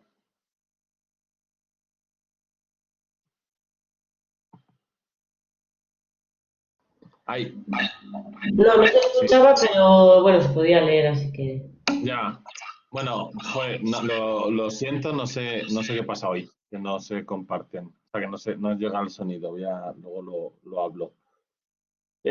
Bueno, tenéis el en YouTube, es verdad que gana mucho más con la voz y con la música y tal. Yo os animaría a que lo vierais. No sé si lo conocíais, el vídeo. Ese en concreto no, pero otro parecido sí, ¿no? Que se titula Hijo de un niño divorciado a sus padres o algo así. Ajá. Ah, pues eso me lo apunto, no lo conocía. Sí, sí, y es parecido y de lo que trata es también, ¿no? De mostrar a unos padres que están centrados en el conflicto, de que tienen un hijo que tiene unas necesidades y una realidad que los padres no son capaces de ver porque están centrados el uno en el otro. Sí, o sea, y como coordinadores de parentalidad hay una parte fundamental que es nuestro trabajo, o sea, que es intentar conseguir eso, porque al final lo que tenemos delante van a ser padres muy metidos en el conflicto y que dice Arantxa, se lo voy a poner a todos mis clientes. Es verdad, claro, yo me acuerdo una compañera vuestra hace otros cursos lo decía y decía, oye, ¿esto creéis que es bueno ponerlo? También tengan cuidado, porque se pueden sentir bastante atacados o bueno, o por supuesto, según el punto en el que estén, lo plasman en el otro. ¿Ves? Es que es él o es ella a quien hace todo esto. ¿Ha habido alguna frase que os haya llamado la atención? ¿Hay alguna parte que hayáis dicho, joder? ¿O que os parece el vídeo? Y es verdad que gana con esto. Os animo a que lo pongáis, si es cortito, que lo pongáis en YouTube luego. Es que es todo. Yo a veces, nosotros cuando, una compañera y yo, cuando hemos trabajado con padres separados, en grupo a veces lo hemos puesto. Y sí que nos ha ayudado a veces ayudar a los padres a entender, sobre todo cuando antes, sobre todo en el conflicto, suele tender mucho a hacer sus necesidades, las necesidades de sus hijos. Y a veces es mostrarles que dentro del conflicto no solo hay dos partes, que hay una tercera parte que a veces no descubren hasta que de repente, a veces viendo el vídeo, se sorprenden, ¿no? De que hay una realidad que parece que no se ha tenido en cuenta y de que son capaces de sentir y de vivir el conflicto y la relación de sus padres de una manera muy distinta como los progenitores lo pueden entender o creer que ellos lo viven. Sí, es verdad que aquí, claro, ponemos lo que decía, no sé quién era quien decía que hay que poner el foco en los chicos. Es verdad que este vídeo lo que te hace es ponerte el foco en este chaval, ¿no? Y es verdad que desde ahí es muy interesante. Arantxa, creo que querías participar. No, solo me has preguntado si alguna frase en concreto Sí. y o sea, a mí me parece todo el vídeo espectacular. Yo cuando digo se lo voy a poner a todos mis clientes, se lo pondría en la primera visita antes de que empiecen a hablar. Antes de que empecéis o cuando terminada, mirar esto. Sería fantástico. A ver, lo que pasa es que sí que es cierto, lo decía Berta antes, que hay que poner el foco en los nanos, por supuestísimo. El interés superior del menor es fundamental, pero es que poner el foco en los nanos es poner el foco en los padres. Entonces, sí que es cierto que podría lugar a que se vieran atacados y a que, por supuesto, dijeran, ¿ves? Esto es lo que hace el otro, yo no. Pero, aunque en un primer momento dijeran eso, o sea, el visualizar este vídeo, yo creo que removería por dentro que ellos tienen que poner el foco en los nanos, independientemente de su relación de pareja. Sí, o sea, y es verdad que es algo que tenemos que conseguir. Es verdad que luego, por ejemplo, Arantxa, si no te importa, ¿tú a qué te dedicas? Yo soy abogada. Claro, el enfoque desde una abogada o desde un mediador, si estás trabajando con los dos, Sí. tiene un campo. A lo mejor las otras compañeras, ¿no? que eran de Vitoria, creo que han dicho antes de empezar la clase, pues es un enfoque diferente porque es más, ¿no? Desde protección, ¿no? Desde a lo mejor desde servicios sociales. Si trabajáis como coordinadores de parentalidad, es otra figura, ¿no? Y es verdad que, o sea, y yo lo que voy a insistir esta clase y la siguiente, y en el módulo 8 vuelvo, es todo el rato que nosotros estamos aquí para, o sea, para cubrir las necesidades, o sea, para intentar que los menores tengan cubiertas sus necesidades de la mejor manera posible. Luego es verdad que en el mundo real tenemos familias que dicen, bueno, pues con lo que tengo voy a intentar construir, o sea, no, voy a intentar, no, nosotros no construimos nada, pero bueno, vamos a intentar que esto tenga un esquema que los chicos estén lo mejor posible o vayamos hacia allá. Pero Claro, sí que me parece muy interesante, sí. pero el intentar que los chicos estén lo mejor posible, efectivamente es el objetivo. Creo que vengamos del mundo que vengamos, o igual yo es que soy una letrada un poco extraña, pasa por el trabajo con los padres. Me refiero, al leer el material, cuando habláis, bueno, en el desarrollo del temario, cuando habláis sobre los diferentes apegos, pues dependiendo del apego que a mí me trasladen mis progenitores, entonces con quien tenemos que trabajar es con los progenitores, pero para conseguir que pongan el foco en el nano y que el beneficio sea para el nano. Pero realmente quien mejor puede hacer que el beneficio sea para el nano es la modificación de actos o de percepción de esos progenitores. Sí, o sea, porque además, bueno, completamente de acuerdo, además una cosa que, o sea, bueno, de apego hablaremos la próxima semana. Y es verdad que muchas veces uno de los planteamientos que vamos a tener en este módulo es si trabajar o no con los chicos, ¿vale? Nuestro trabajo primordial es hacia los padres. O sea, la intervención sobre todo la vamos a tener con los padres. Sí, cuéntanos, Sara. Bueno, respecto al vídeo quería comentar, además de con los padres, como decía Francisco, es compañero mío, también estoy trabajando un proceso grupal con menores de padres separados en conflicto. El vídeo del que habla es que se llama Carta a mis padres separados o algo así, y lo trabajamos también con los menores, dentro de que vean y puedan identificar un poco pues esos mensajes, las cosas que hacen sus padres y se sienten identificados, y la verdad que estos vídeos están funcionando muy bien con ellos. Porque además el hecho de que estén en un grupo con otros menores en la misma situación y que puedan hablar de ellos sí que funciona bastante bien el vídeo. Oye, ¿está en YouTube? Sí, ¿O no? sí, sí. Vale, no, lo digo porque a lo mejor, bueno, sí, lo podemos ver para la próxima clase también y comentar un poco, ¿no? Porque ya me habéis generado expectativas, que además no lo conozco. Y mira, siempre es lo que os digo, que siempre es bueno. Sois profesionales que venís con una experiencia, ¿no? Que este curso en general lo hace gente ya con no solo formación, sino también con experiencia en el trabajo y joder, que al final vamos aprendiendo. Y una cosa, perdona, has dicho que hacéis un grupo de padres separados, o sea, de hijos de padres separados. Sí, bueno, yo estoy en el grupo de menores. Luego mi compañero ha estado en alguna ocasión con padres también. Sí, pero no, que es que, o sea, yo por lo menos conozco pocas experiencias de trabajar en grupo con chavales que el conflicto, o sea, que estén en ese conflicto. Que me parece muy interesante el proyecto. Sí, sí, la verdad que yo creo que les viene muy bien. Y Te voy a perdona ya buscar el vídeo. ¿Eh? Sí, no, que te iba a preguntar, que ya perdona la insistencia, que a lo mejor os incomoda un poco, pero que ¿es un grupo diferente que coinciden que esos chicos, cómo seleccionar esos chicos, o es un recurso específico para chavales que están con esta conflictividad? Bueno, eso igual te puede hablar mejor mi compañero porque yo no soy la que selecciona a los menores, pero sí. El programa es con padres separados Ujú. que terminan en el área del menor, porque los menores están en una situación de gravedad por el conflicto, la instrumentalización y todo ello. Lo que se hace es trabajar con los progenitores en grupos, cada miembro de la pareja en un grupo distinto, en grupos de 8, mixtos, hombres y mujeres, y con los niños por tramas de edades.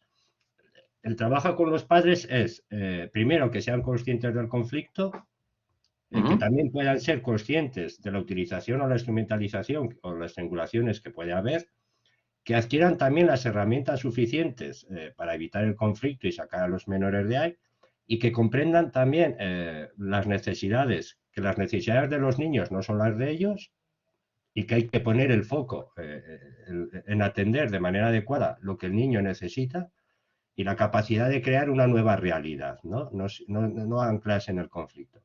Y con los menores lo que se trabaja de alguna forma es, primero, que cuando están con otros menores normalizan su situación, no son raros, que aprendan a comprender también, a adquirir herramientas, sobre todo los más mayores, en los grupos que suelen ser entre 12 y 16 años, de cómo afrontar también el conflicto de sus padres, de entender la separación de sus padres, de desculpabilizarles de la separación que puede ser, y bueno, también hacerles comprender que ellos tienen unas necesidades y darles un espacio donde puedan expresar necesidades, dificultades y sentimientos fuera del conflicto de lealtades, que puedan empezar a expresar cómo ellos están viviendo ese proceso y ayudarles, sin más.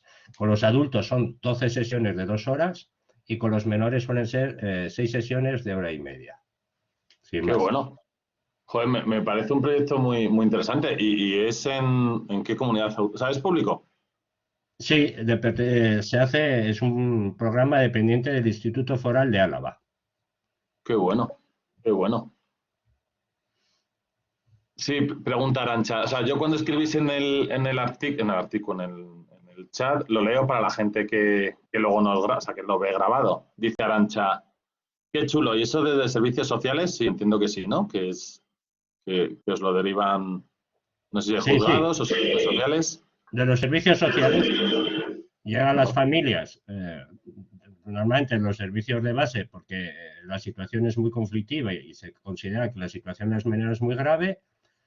Si la problemática es de la separación y del conflicto, dentro de un programa especializado en intervención familiar, hay un pequeño programa que se dedica exclusivamente a trabajar con estos padres separados. Qué bueno. Pues ojalá se extendiera.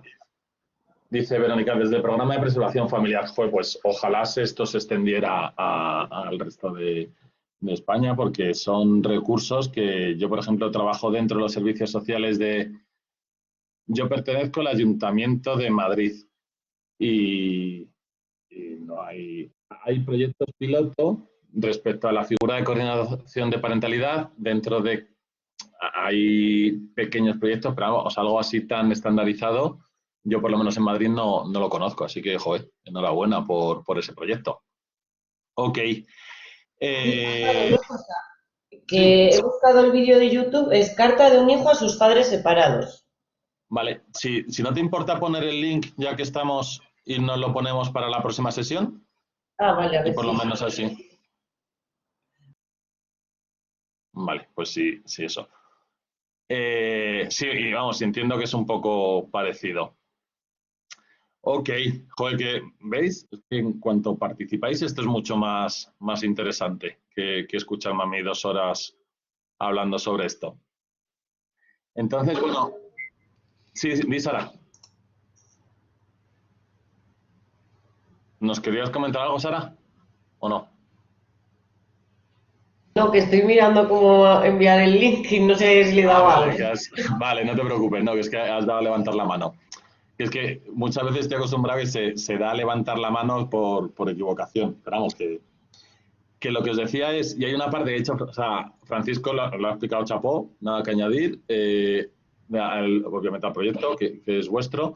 Lo que os quería decir, que uno de los aspectos fundamentales cuando se trabaja con estas familias es el poner el círculo, la atención en los chicos. Y es que desgraciadamente nos pasa muchísimas veces que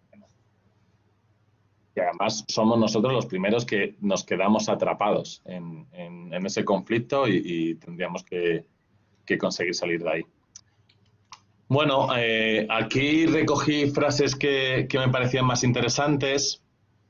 Es verdad que cuando se emplea sea, claro, es que de repente el enfoque, o sea, yo cuando le he puesto este vídeo a padres, es verdad que suele ser cuando hay cierto vínculo con ellos, porque si no muchas veces o sea, tiene alguna experiencia que lo viven como un ataque y lo que genera son resistencias y rechazos y enseguida se sienten atacados, pero es verdad que al final vamos a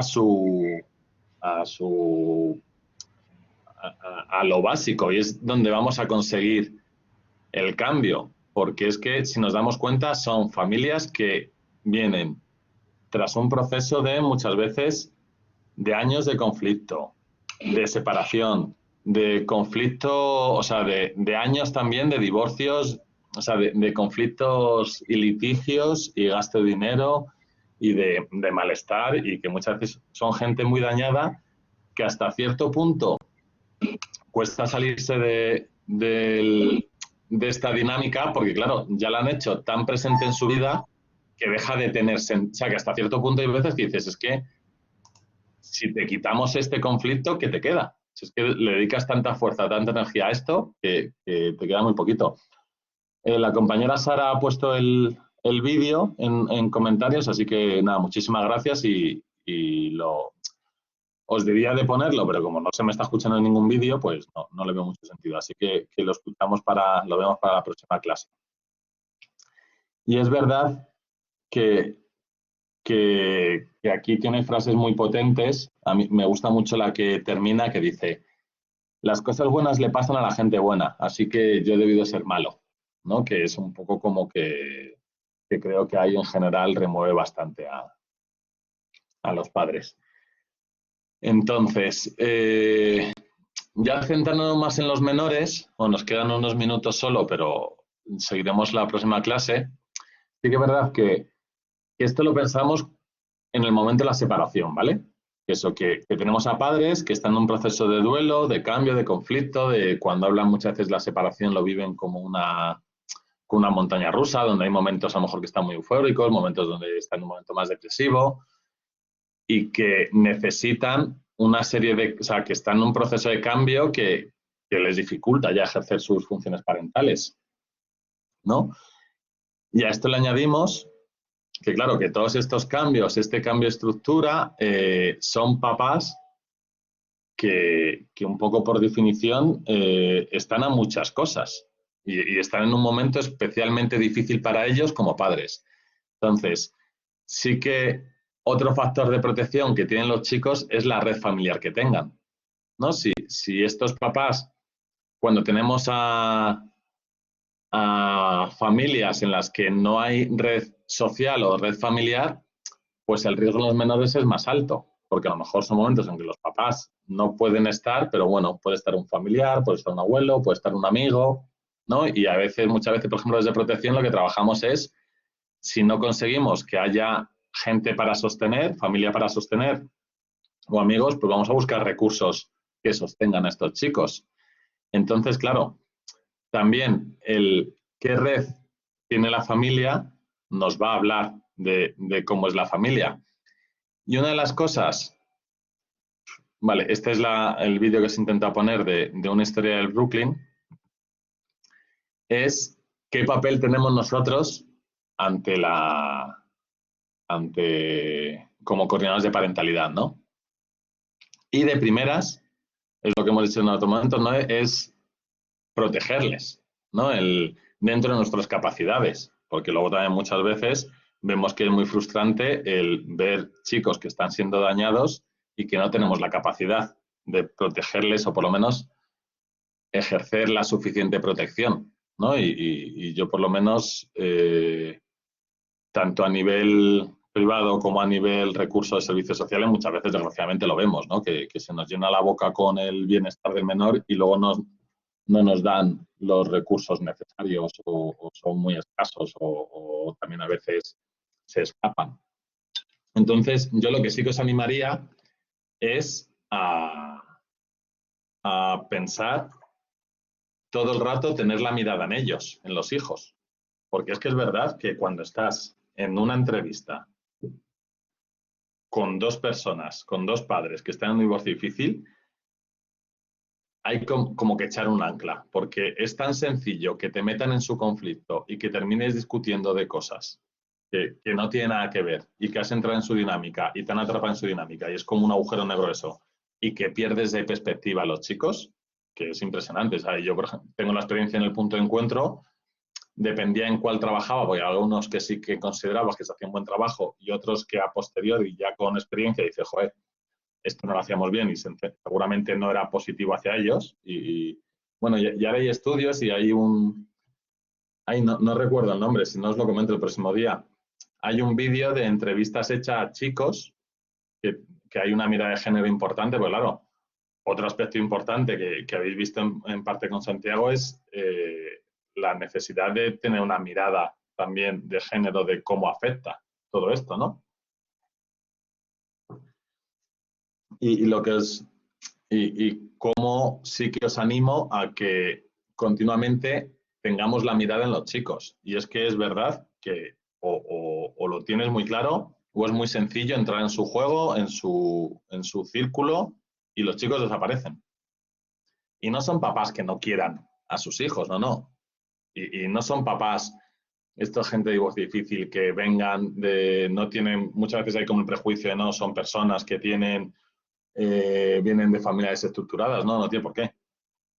O sea, hay familias muy normalizadas que llegan a este punto. Entonces, sí, para terminaría con esta frase, ¿no? La importancia de tener la mirada presente en ellos. Ok. Y una de las cosas que sí que me gustaría trabajar, aparte de, os pongo alguna tareilla, quiero decir, pero bueno, que para que penséis, ya las tareas oficiales las tenéis ahí en la plataforma, pero vamos, la idea es que la hagáis cuando terminéis. Que os planteéis si pensáis que es bueno o no trabajar con los menores como coordinadores de parentalidad, ¿vale? Sería, no para hablarlo ahora, que ya se nos termina el tiempo, sino para la próxima clase, que es en 2 semanas. No sé si queréis comentar algo más. ¿Alguna última aportación?